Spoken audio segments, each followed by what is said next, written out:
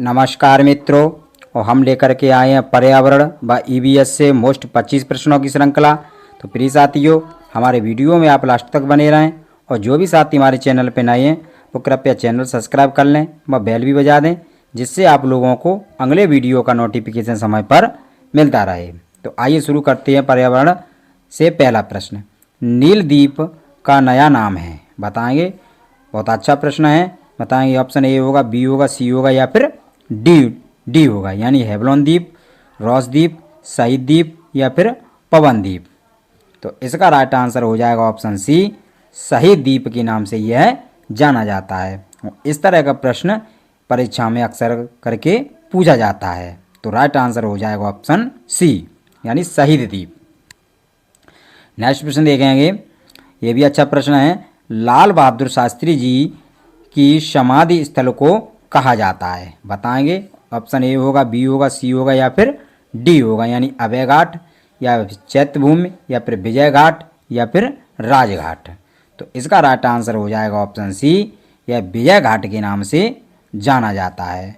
और डॉक्टर भीमराव अम्बेडकर के समाधि स्थल को चैत्यभूमि नाम से जाना जाता है। और इसका राइट आंसर हो जाएगा ऑप्शन सी, यानी विजय घाट। नेक्स्ट प्रश्न देखेंगे, पर्यावरणीय नियतिवाद या निश्चयवाद के प्रतिपादक कौन थे, बताएंगे। ऑप्शन ए होगा, बी होगा, सी होगा या फिर डी होगा, यानी Davis, Griffith Taylor, Carl Ritter या फिर विडाल डी लाप्लास। तो इसका राइट आंसर हो जाएगा ऑप्शन सी, यानी कार्ल रिटर इसका राइट आंसर हो जाएगा साथियों, यानी option C is the right answer. Next प्रश्न देखेंगे, ये भी अच्छा प्रश्न है। यानी पारिस्थितिकी तंत्र के लिए वायुमंडल की कौन सी परत सर्वाधिक महत्वपूर्ण होती है, बताएंगे। ऑप्शन ए होगा, बी होगा, सी होगा या फिर डी होगा, यानी समताप मंडल, क्षोभ मंडल, मध्यमंडल या फिर आयन मंडल। तो इसका राइट आंसर हो जाएगा ऑप्शन बी, क्षोभ मंडल इसका राइट आंसर हो जाएगा साथियों, क्योंकि क्षोभ मंडल के अंतर्गत ही पेड़ पौधे पाए जाते हैं, आंधी तूफान आते हैं, बिजली कड़कती है और सारी क्रियाएं क्षोभ मंडल में ज़्यादातर होती हैं। नेक्स्ट प्रश्न देखेंगे, पृथ्वी के चारों ओर गैसों के समूह को क्या कहते हैं, बताएंगे। यानी क्या कहते हैं, यानी भूताप मंडल, वायुमंडल, मध्यमंडल या फिर जली मंडल, यानी ऑप्शन ए होगा, बी होगा, सी होगा या फिर डी होगा। तो इसका राइट आंसर हो जाएगा साथियों ऑप्शन बी, यानी वायुमंडल इसका राइट आंसर हो जाएगा, जो कि पृथ्वी के चारों ओर गैसों के समूह में यह पाया जाता है। नेक्स्ट प्रश्न देखेंगे, सतत विकास के लिए आवश्यक है, बताएंगे। जैव विविधता का संरक्षण या प्रदूषण का निरोध एवं नियंत्रण या फिर निर्धनता को घटाना या फिर उपरोक्त सभी। तो साथियों इसका राइट आंसर हो जाएगा, यानी उपरोक्त सभी, जो कि एक सतत विकास के लिए आवश्यक ये सभी घटक माने जाते हैं, यानी ऑप्शन ए और बी और सी, यानी तीनों ही इसके लिए अंतर्गत आते हैं। नेक्स्ट प्रश्न देखेंगे, अच्छा प्रश्न है, मोस्ट इम्पोर्टेंट प्रश्न है साथियों। यानी रेडियो तथा टेलीविज़न के प्रसारण में कौन सी वायुमंडलीय परत का उपयोग किया जाता है, बताएंगे। मध्यमंडल, आयन मंडल, समताप मंडल या फिर वायुमंडल। तो इसका राइट आंसर हो जाएगा साथियों ऑप्शन बी, आयन मंडल इसका राइट आंसर हो जाएगा, क्योंकि रेडियो तथा टेलीविज़न प्रसारण के लिए आयन मंडल महत्वपूर्ण भूमिका निभाता है। नेक्स्ट प्रश्न देखेंगे, अधोलिखित में से कौन भौतिक वातावरण का तत्व नहीं है, यानी भूमि के रूप, मिट्टियाँ या फिर खनिज या फिर बस्तियाँ। तो इसका राइट आंसर हो जाएगा ऑप्शन डी, यानी बस्तियाँ तत्व के अंतर्गत नहीं आती हैं, भौतिक वातावरण का तत्व के अंतर्गत ये नहीं आती हैं। शेष तीन आते हैं, यानी भूमि का रूप, मिट्टियाँ और खनिज। तो बस्तियाँ इसमें नहीं आती हैं। नेक्स्ट प्रश्न देखेंगे, मोस्ट इम्पोर्टेंट प्रश्न है साथियों। यानी विश्व आर्द्र भूमि दिवस कब मनाया जाता है, 28 फरवरी, 2 फरवरी, 21 मार्च या फिर 29 जुलाई। तो इसका राइट आंसर हो जाएगा साथियों ऑप्शन बी, 2 फरवरी को विश्व आर्द्र भूमि दिवस मनाया जाता है, 28 फरवरी को विज्ञान दिवस मनाया जाता है, 21 मार्च को विश्व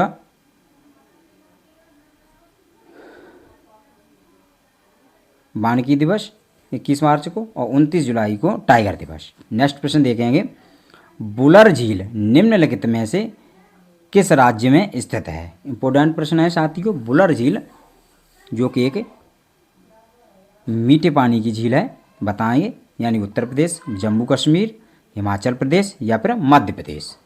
तो इसका राइट आंसर हो जाएगा ऑप्शन बी, बुलर झील, यह जम्मू कश्मीर में स्थित है। तो राइट आंसर हो जाएगा ऑप्शन बी। नेक्स्ट प्रश्न देखेंगे, पारिस्थितिकी निषेध यानी आला की संकल्पना को प्रतिपादित किया था, बताएंगे, ग्रीनेल ने, डार्विन ने या फिर ईपी ओडम ने या फिर सीसी पार्क ने। तो इसका राइट आंसर हो जाएगा साथियों ऑप्शन ए, ग्रीनेल।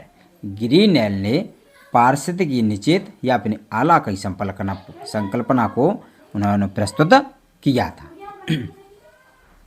नेक्स्ट प्रश्न देखेंगे, निम्नलिखित में से किसकी औसत शुद्ध प्राथमिक उत्पादकता सबसे कम है, बताएंगे।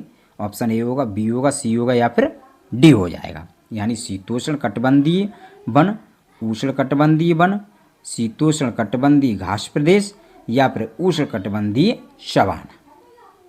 अच्छा प्रश्न है। तो इसका राइट आंसर हो जाएगा ऑप्शन सी, शीतोष्ण कटिबंधीय घास प्रदेश इसका राइट आंसर हो जाएगा साथियों। नेक्स्ट प्रश्न देखेंगे, अधोलिखित में से कौन शीत महासागर धारा नहीं है, बताएंगे। शीत महासागर धारा नहीं है, बताएंगे। ऑप्शन ए होगा, बी होगा, सी होगा या फिर डी होगा, यानी कनारीज धारा, होमबोल्ट धारा, बेंगोला जलधारा या फिर अंगुलहास की जलधारा। तो इसका राइट आंसर हो जाएगा साथियों, यानी ऑप्शन डी, अंगुलहास की जलधारा महासागर जलधारा नहीं कही जाती है। नेक्स्ट प्रश्न देखेंगे, ये भी अच्छा प्रश्न है, विश्व की सबसे तेज बहने वाली महासागरीय जलधारा कौन सी है, बताएंगे, यानी ऑप्शन ए होगा, बी होगा, सी होगा या फिर डी होगा, यानी कनारीज जलधारा, होमबोल्ट धारा या फिर गल्फ स्ट्रीम जलधारा या फिर अंगुलहास जलधारा। तो इसका राइट आंसर हो जाएगा ऑप्शन सी, गल्फ स्ट्रीम जलधारा इसका राइट आंसर हो जाएगा साथियों, यानी option C is the right answer. और अपने साथियों को जरूर शेयर किया करें साथियों, क्योंकि आप लोग जानते हैं, क्योंकि एक दूसरे के सहयोग से ही सबका सहयोग बढ़ता रहता है। नेक्स्ट प्रश्न, किस जलधारा को किसमस के बच्चे की धारा कहते हैं, यानी कनारी जलधारा, अल्नीनो जलधारा, गल्फ स्ट्रीम जलधारा या फिर अंगुलहास की जलधारा। तो इसका राइट आंसर हो जाएगा ऑप्शन बी, अल्नीनो जलधारा। नेक्स्ट प्रश्न देखेंगे, ये अच्छा प्रश्न है, परीक्षा में आया हुआ प्रश्न है साथियों, यानी एक घास स्थली पारिस्थितिकी तंत्र के खाद्य श्रृंखला में विभिन्न घटकों का सही क्रम है, बताएंगे। घास टिड्डा सर्प मेढक या घास टिड्डा मेढक सर्प या फिर टिड्डा मेढक घास सर्प या फिर टिड्डा सर्प मेढक घास। तो इसका राइट आंसर हो जाएगा ऑप्शन बी, पहले घास होती है, फिर घास को टिड्डा खाते हैं, टिड्डे को मेढक खाता है, मेढक को सर्प खाते हैं। नेक्स्ट प्रश्न देखेंगे, इनमें से कौन सा पौधा नाइट्रोजन स्थिरीकरण में सहायक नहीं है, बताएंगे। ये भी अच्छा प्रश्न है, यानी चना, मटर, सेम या फिर धान। तो साथियों, इसमें चना, मटर और सेम ये तीनों ही पौधे हैं जो नाइट्रोजन का स्थिरीकरण करते हैं, और इसमें जो धान है, धान इसका स्थिरीकरण नहीं करते हैं। तो राइट आंसर हो जाएगा ऑप्शन डी। नेक्स्ट प्रश्न देखेंगे, प्रथम पोषण स्तर के अंतर्गत आते हैं, बताएंगे। ऑप्शन ए होगा, बी होगा, सी होगा या फिर डी होगा, यानी शाकाहारी जंतु, मांसाहारी जंतु, सर्वभक्षी जंतु या फिर हरित पादप। तो इसका राइट आंसर हो जाएगा ऑप्शन डी, हरित पादप इसका राइट आंसर हो जाएगा, जो कि एक प्रथम पोषण स्तर के अंतर्गत आते हैं साथियों। तो राइट आंसर हो जाएगा ऑप्शन डी। नेक्स्ट प्रश्न देखेंगे, पारिस्थितिकी पिरामिड की संकल्पना किसने प्रस्तुत की थी, अच्छा प्रश्न है, बताएंगे। यानी चार्ल्स लिंडमैन ने, एजी टेंसले ने, चार्ल्स एल्टन ने या फिर अर्नेस्ट व्हीकल ने। तो तो इसका राइट आंसर हो जाएगा option C, Charles Elton.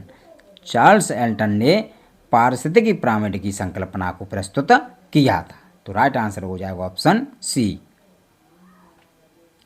Next प्रश्न देखेंगे, निम्नलिखित में उपभोक्ता के अंतर्गत नहीं आते, बताएंगे परजीवी, मृतोपजीवी, शाकाहारी मांसाहारी या फिर उत्पादक उपभोक्ता।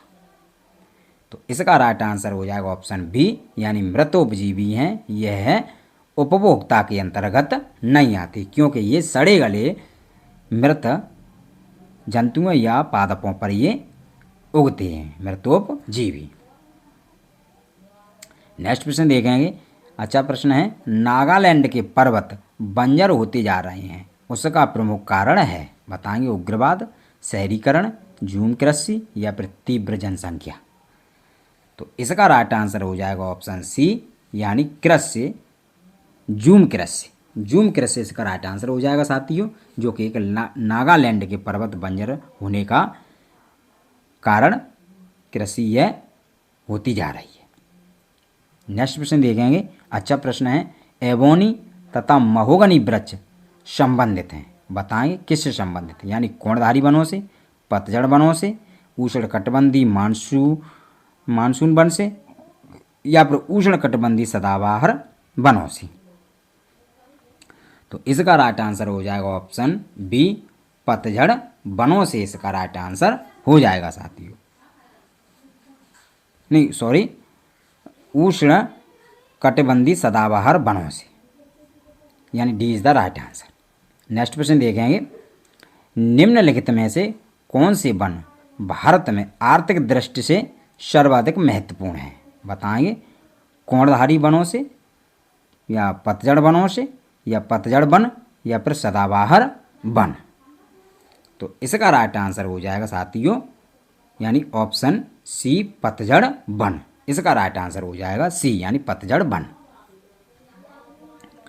नेक्स्ट प्रश्न देखेंगे, लानोज तथा कंपोज घास किस बायोम के अंतर्गत आते हैं, बताएंगे, यानी टुंड्रा बायोम, शीतोष्ण घास बायोम या फिर उष्णकटिबंधीय घास बायोम या फिर टैगा बायोम। तो इसका राइट आंसर हो जाएगा ऑप्शन सी, उष्णकटिबंधीय घास बायोम इसका राइट आंसर हो जाएगा साथियों, यानी option C is the right answer. और इस श्रृंखला का लास्ट प्रश्न, क्वेश्चन नंबर 25, यानी विषुवत वर्षा वनों को दूसरे किस नाम से जानते हैं, बताएंगे, यानी लानोज, कैंपोज या ग्रीन चाको या फिर शैलवास। तो इसका राइट आंसर हो जाएगा ऑप्शन डी, शैलवास के नाम से इसे जाना जाता है, यानी option D is the right answer, जो कि एक विषुवत वर्षा वनों को दूसरे नाम से जाना जाता है। इसी के साथ धन्यवाद साथियों, जय हिंद, जय भारत।